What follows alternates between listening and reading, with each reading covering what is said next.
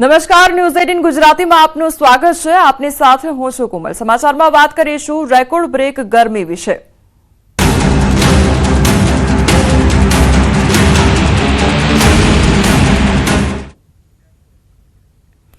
રાજ્યમાં આગામી 24 કલાક હીટવેવની આગાહી કરવામાં આવી છે। રાજ્યના 9 જિલ્લામાં ગરમીનું ઓરેન્જ એલર્ટ જારી કરવામાં આવ્યું છે। રાજ્યના 3 જિલ્લામાં યલો એલર્ટ આપવામાં આવ્યું છે। અમદાવાદ, ગાંધીનગરમાં ઓરેન્જ એલર્ટ જારી કરવામાં આવ્યું છે। આણંદ, સુરત, કચ્છમાં ઓરેન્જ એલર્ટ આપવામાં આવ્યું છે। તો સુરેન્દ્રનગર, બનાસકાંઠામાં ઓરેન્જ એલર્ટ આપવામાં આવ્યું છે। રાજકોટમાં પણ ગરમીનું ઓરેન્જ એલર્ટ આપવામાં આવ્યું છે। પોરબંદર, ભાવનગર, સાબરકાંઠામાં યલો એલર્ટ જારી કરવામાં આવ્યું છે। 24 કલાક બાદ ગરમીથી રાહત મળી શકે છે।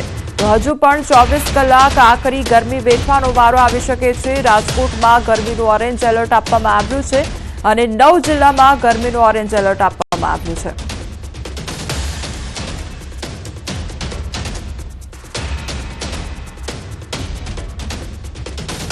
તો 24 કલાક હજુ પણ કાળઝાળ ગરમી માટે તૈયાર રહેવું પડશે। ત્યારે ગરમીનું એલર્ટ જે આપવામાં આવ્યું છે તે સમજીશું। રાજ્યના 9 જિલ્લાઓમાં ગરમીનું ઓરેન્જ એલર્ટ આપ્યું છે।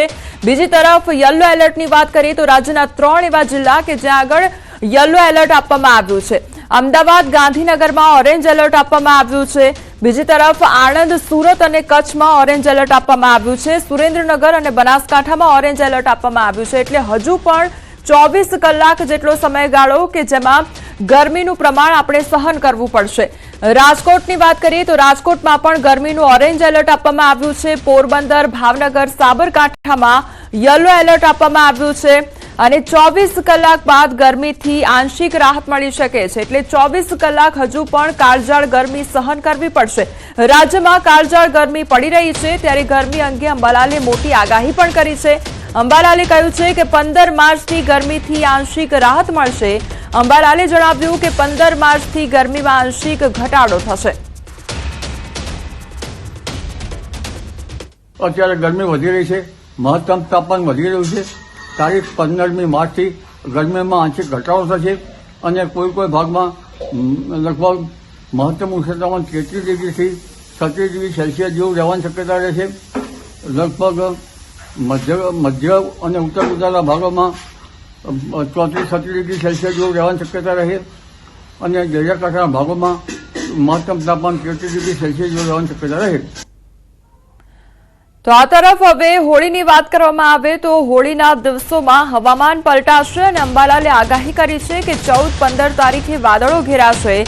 રાજ્યના કેટલાક વિસ્તારોમાં છાંટા પણ પડવાની શક્યતા વ્યક્ત કરવામાં આવી છે।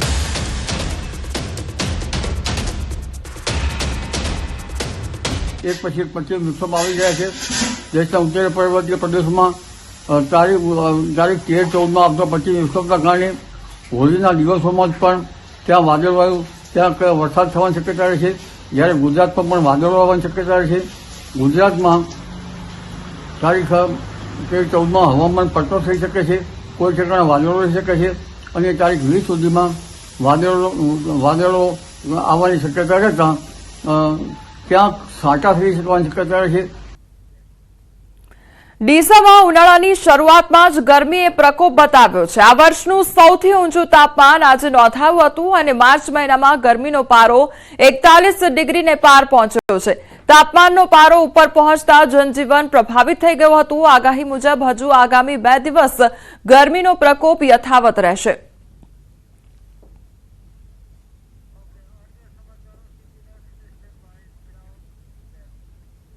अन्य समाचारों पर नजर करिए तो पाकिस्तान में जाफर ट्रेन हाईजेकनो मामलो सामे आव्यो छे। त्यारे बीएलए ट्रेन ने हाईजेक करी छे। पाकिस्तानी सेनाए 100 થી વધુ બંધકો છોડાવ્યા છે। बीएलए ना 16 લડાકુઓને માર્યો હોવાનો સેનાનો દાવો છે તેમજ સેનાના 30 જવાન માર્યા ગયા હોવાનો बीएलए નો દાવો કરવામાં આવી રહ્યો છે। ट्रेन हाईजेकનો આ સમગ્ર મામલો કે જ્યાં સેનાના 30 જવાન માર્યા ગયા હોવાનો મામલો સામે આવ્યો છે। પાકિસ્તાનમાં જાફર ટ્રેન હાઈજેક કરવામાં આવી છે ત્યારે બીએલએ ટ્રેનને હાઈજેક કરી છે।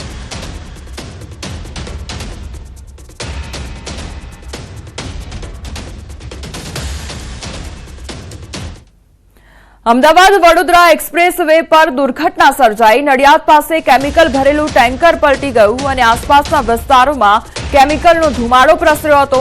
ધુમાડો પ્રસરતા વિઝિબિલિટી ઘટી હતી અને ટેન્કરમાં રહેલું કેમિકલ ઓલિયમ એસિડ હોવાનું સામે આવ્યું છે. કેટલાક લોકોને શ્વાસ લેવામાં તકલીફ અને બળતરાની ફરિયાદ પણ સામે આવી હતી.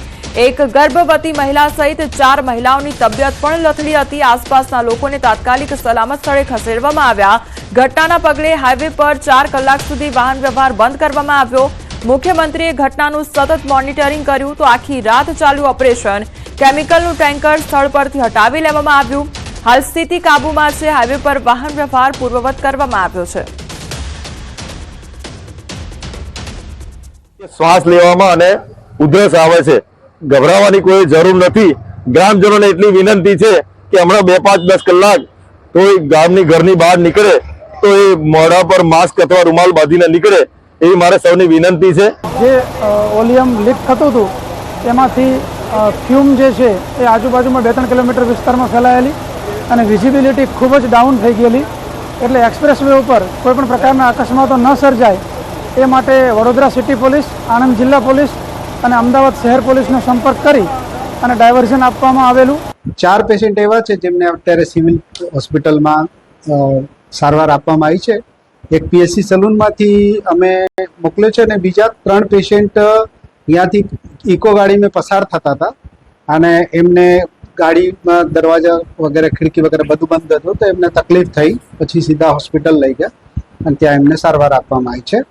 H2H2O7 एक गंभीर जोखमी एसिड भरा हुआ टैंकर पलट गया था और उसके बाद उसमें ज्वलनशील एसिड और उसका जो वाष्पीकरण से जो एक क्लाउड का फॉर्मेशन हुआ उससे नजदीक के 1-2 किलोमीटर के विस्तार में विजिबिलिटी खूब कम हो गई थी. इससे एक्सप्रेस वे ऊपर कोई जनहानि ना हो, वाहन व्यवहार में कोई दुर्घटना ना हो, इसलिए ताकीद के रूप में ये वाहन व्यवहार हमने इस एक्सप्रेस वे में बंद किया था. और हम लोग यहाँ पे आए तो टैंकर में आग लगी हुई थी और गैस रिसाव हो रहा था. इसकी वजह से हम लोग पहले टैंकर पे फॉर्म चलाए पानी के साथ और दूसरा पानी से जो साइड में गैस लीकेज हुआ है उसको कंट्रोल कर रहे हैं. અમદાવાદના વસ્ત્રાપુરના સુભાષ પાર્ક પાસે ગેસ ગળતરમાં એકનું મોત નીપજ્યું છે. ગટર લાઇન સાફ કરતા ગેસ ગળતર થતા એકનું મોત નીપજ્યું છે. વસ્ત્રાપુર પોલીસે સ્થળ પર જઈ તપાસ હાથ ધરી છે. સોસાયટીની ગટર સાફ કરવા જતા આખો બનાવ બન્યો હતો. વસ્ત્રાપુરમાં સુભાષ પાર્ક સોસાયટી પાસે ગટર સાફ કરવાની કામગીરી દરમિયાન મોત નીપજ્યું હતું.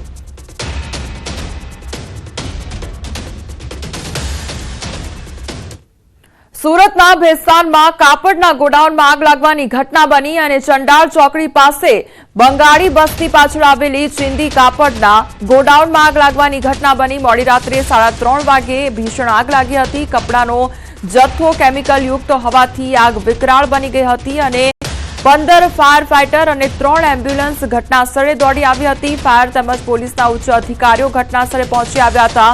આગ લાગવાનું કારણ હજી સુધી અકબંધ છે. આગ લાગતા સમગ્ર વિસ્તારમાં અફરાતફરીનો માહોલ સર્જાઈ ગયો હતો. સંવાદદાતા કીર્તેશ અમારી સાથે જોડાઈ ગયા છે. કીર્તેશ, કાપડની જે ગોડાઉન હતું તેમાં આગ લાગવાની ઘટના બની હતી. કયા પ્રકારની પરિસ્થિતિ સર્જાઈ હતી? અત્યારે શું પરિસ્થિતિ છે?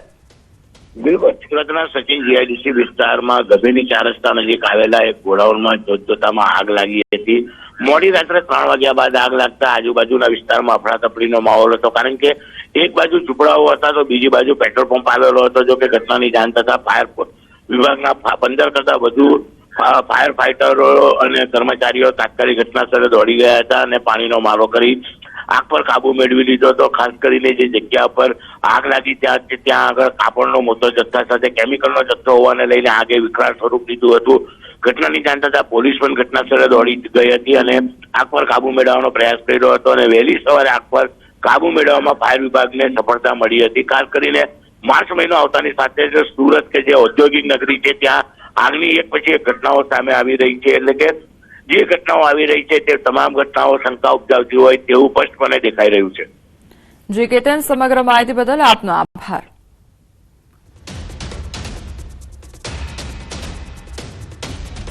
ભરૂચના ભટિયારવાડમાં આગની ઘટના સામે આવી છે. ખાણીપીણીના બજારમાં આવેલી રેસ્ટોરન્ટમાં આગ લાગવાની ઘટના બની. રમઝાન માસ દરમિયાન રાત્રે અહીં ખાણીપીણીનું બજાર ભરાતું હોય છે। સાંકડી ગલીમાં આગથી દોડધામ મચી ગઈ હતી। ફાયર બ્રિગેડે ઘટનાસ્થળે પહોંચી આગ પર કાબુ મેળવવાના પ્રયાસ હાથ ધર્યા હતા। તો ખાઉ ગલી આવેલી છે ત્યાં આગળ જે રેસ્ટોરન્ટ છે તેમાં આગ લાગવાની ઘટના બની હતી। તો રમઝાન મહિનામાં આ વિસ્તારમાં ખાણીપીણીની લારીઓ જોવા મળતી હોય છે અને એ દરમિયાન આગ લાગવાની ઘટના બની। સાંકડી ગલી હોવાથી દોડધામ મચી ગઈ હતી।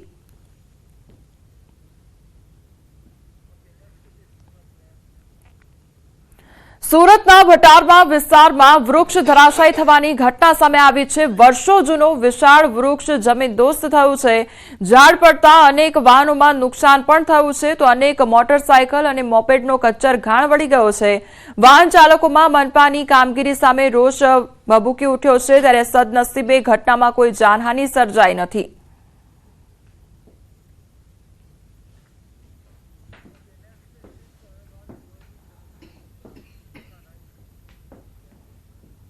હવે આગળ વાત કરીએ લોહિત તરસ્યા દીપડા વિશે।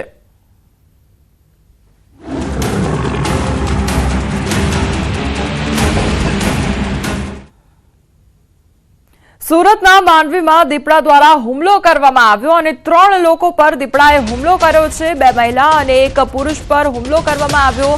શિકારની શોધમાં આવેલા દીપડા દ્વારા હુમલો કરવામાં આવ્યો હતો। ખાતરરા દેવી તેમજ પીચણવાડા ગામની સીમની આ ઘટના સામે આવી છે કે જ્યાં ઇજાગ્રસ્તોને સારવાર માટે હોસ્પિટલ ખસેડવામાં આવ્યા છે। ઘટનાની જાણ થતાં વન વિભાગ દોડતું થઈ ગયું હતું। 3 લોકો પર હુમલો કરવામાં આવ્યો છે દીપડા દ્વારા અને શિકારની શોધમાં આવેલા દીપડાએ હુમલો કર્યો હોવાની ઘટના સામે આવી છે। ઇજાગ્રસ્તોને સારવાર અર્થે હોસ્પિટલમાં ખસેડવામાં આવ્યા છે।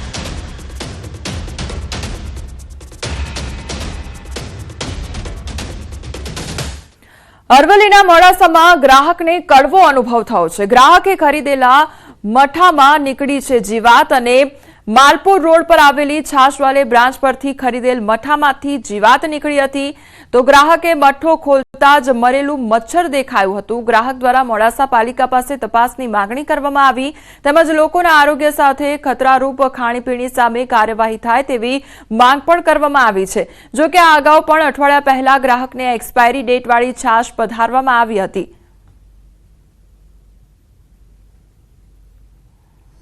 કેસર પિસ્તામાં મઠ્ઠો લઈ ગયેલ જે ઘરે જઈને ખોલતા એની અંદરથી મચ્છર નીકળેલ છે।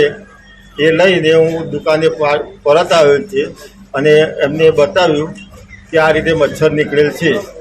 તો એમને કહ્યું કે હું તમને રિપ્લેસ કરી આપું બરાબર, પણ રિપ્લેસ કરવાની જરૂર નથી। આની અંદર આ રીતે કેટલા લોકો સાથે આવી છેતરપિંડીઓ થતી હોય અને કેટલા લોકોના આરોગ્ય સાથે ચેડા થતા હોય એટલા માટે હું આગળની આ કાર્યવાહી કરવા માટે પ્રતિબદ્ધ છું।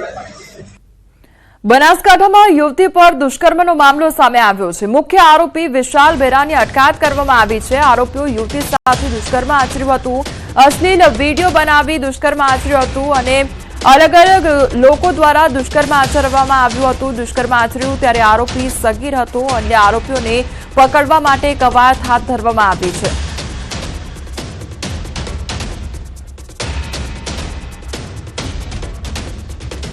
દ્વારકામાં નબીરાના સ્ટન્ટનો વીડિયો વાયરલ થયો છે। દ્વારકા જામનગર હાઈવે પર કારમાં સ્ટન્ટ કરવામાં આવ્યો। હોળી તેમજ ફૂલડોલ ઉત્સવ માટે પદયાત્રીઓ જઈ રહ્યા છે। દ્વારકા લાખો ભક્તો પદયાત્રાએ જઈ રહ્યા છે તેવા સમયે આવા સ્ટન્ટ ન ફક્ત પદયાત્રીઓ પરંતુ નબીરાઓએ પોતાના જીવને પણ જોખમમાં મૂક્યા છે।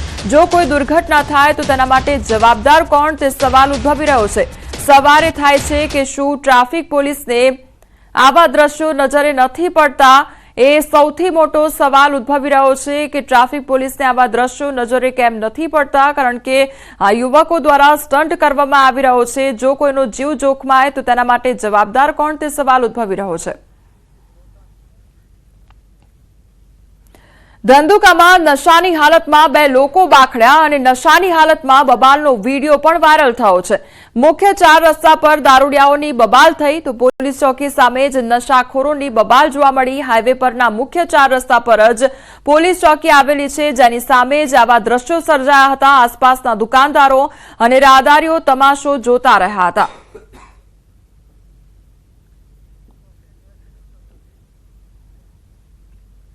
અમદાવાદ શહેરના સીજી રોડ પર જ્વેલર્સના કર્મચારી સાથે લૂંટનો પ્રયાસ કરવામાં આવ્યો હતો. આંખમાં મરચાની ભૂકી નાખી કરોડોના દાગીના લૂંટવાનો પ્રયાસ હાથ ધરવામાં આવ્યો હતો. જે મામલે પોલીસે 7 આરોપીની ધરપકડ કરી છે. સુપરમોલમાંથી જ્વેલર્સ કર્મીઓ 2.40 કરોડના દાગીના લઈને પાલનપુર જવાની તૈયારી કરતા હતા. ત્યારે બેઝમેન્ટ પાર્કિંગમાં હાજર કેટલાક લોકોએ મરચાનો પાવડર નાખીને લૂંટનો પ્રયાસ કર્યો હતો. નવરંગપુરા પોલીસે ગુનો નોંધી ગાડીના નંબર આધારે માલિકને શોધી કાઢ્યો હતો. લૂંટનો પ્રયાસ કરનાર કુલ 9 લોકો હતા, જેમાંથી પકડાયેલા 7 આરોપીઓ પૈકી એક પૂર્વ કર્મી છે. તો હાલ પોલીસે આરોપીઓના ગુનાહિત ઇતિહાસ અને ફરાર 2 આરોપીને પકડવા તજવીજ હાથ ધરી છે. સીજી રોડમાં એક સુપર મોલ આવેલું છે. ત્યાં એમની પાર્કિંગ બેસમેન્ટની અંદર લૂંટના પ્રયાસનું બનાવ બનવા પામેલ હતું, જે નવરંગપુરા પોલીસ સ્ટેશનમાં નોંધાયેલું છે. આ ગુનો જે છે અમારી એલસીબીની ટીમે ગણતરીના કલાકોની અંદર ડિટેક્ટ કર્યું છે અને એમાં ટોટલ જે અત્યાર સુધી સામે આવ્યા છે નામો, એમાં 9 લોકોની સંડોવણી સામે આવી છે. 9માંથી 7 લોકોની ધરપકડ થઈ ચૂકેલી છે. સમાચારોમાં આગળ વધીએ તે પહેલા રોકાઈશું એક બ્રેક માટે.